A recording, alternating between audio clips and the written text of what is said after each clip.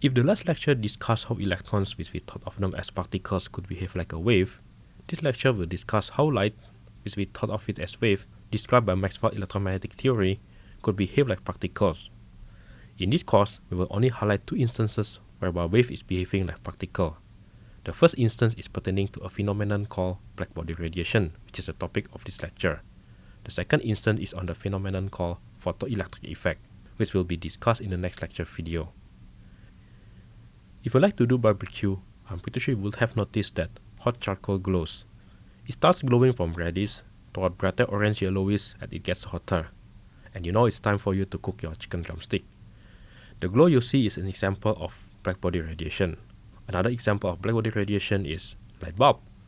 The light emitted from the bulb is a result of the filament gets heated up when current is passing through it.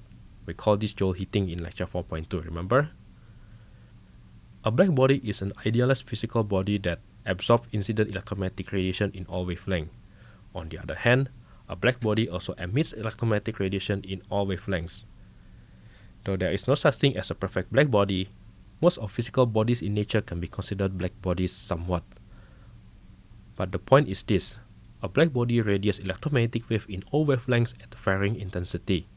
At any specific temperature, the intensity distribution peaks at a particular wavelength.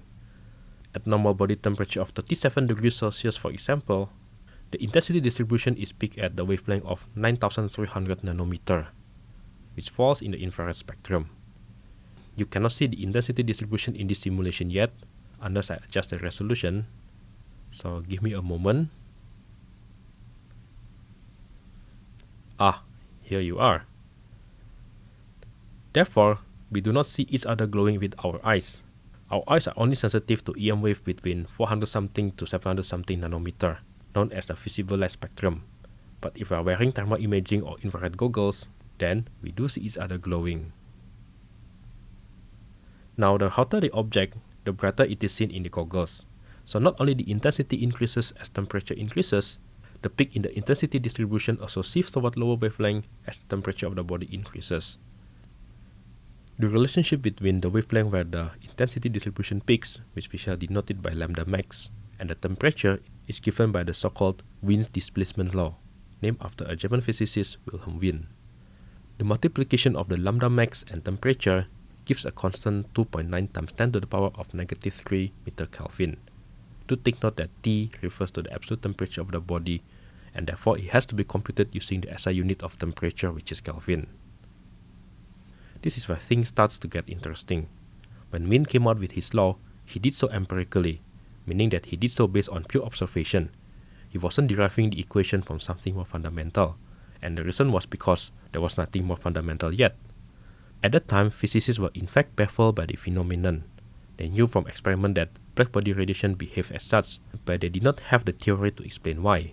The classical theory of electromagnetism predicted that the intensity distribution would continue to increase to infinity with the increase in temperature, resulting in the so-called ultraviolet catastrophe in the lower wavelength spectra. The breakthrough was made by Max Planck in 1900.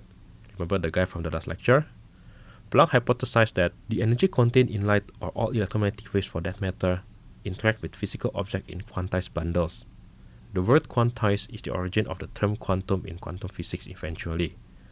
A quantum of EM wave is called a photon. Some of you might have heard this before. Planck further hypothesized that the energy of one photon is given by the Planck constant multiplied by its frequency, or we can also write this equation in terms of its wavelength. With this in mind, Planck was able to derive the equation that fits perfectly the intensity distribution of a blackbody radiation. Problem solved. Don't worry about memorizing the last equation. This will be the first and last time you see the equation in this course, I promise. Indeed, Planck had solved the problem in blackbody radiation. But what we should take home from this lecture is Planck's ingenious idea to think of light energy not as a continuous, but as discrete or quantized spectra, which was totally out of the box at the time. The implication of this is that one can see light as discrete particles called photons.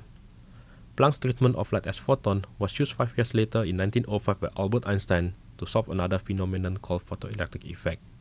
Stay tuned.